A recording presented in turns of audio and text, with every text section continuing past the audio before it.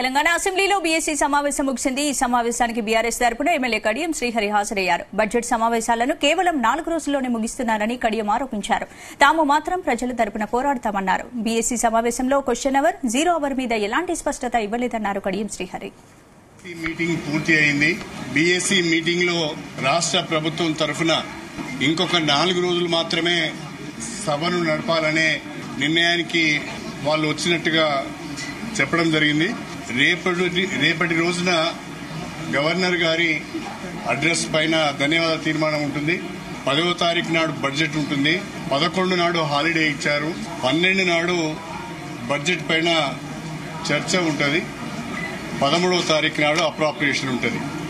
అంటే వాళ్ళ ఉద్దేశంలో 13వ తారీఖే అసెంబ్లీని క్లోజ్ చేయాలి, అసెంబ్లీ సమావేశాలను ముగించాలనే ఆలోచన రాష్ట్ర ప్రభుత్వం వెలిబుచ్చింది.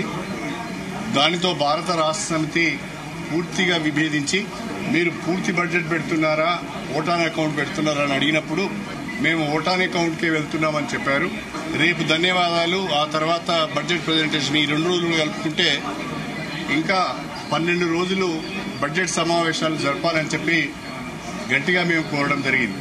అలా కాకుండా 13కే అప్రాప్రియేషన్ బిల్తో సమావేశాలు ముగుస్తున్నాయని చెప్పారు. ఎక్కడ నిలదీస్తారో అనే భయంతోనే ఈ సభను త్వరగా ముగించుకుని పోయే ప్రయత్నం చేస్తున్నారు.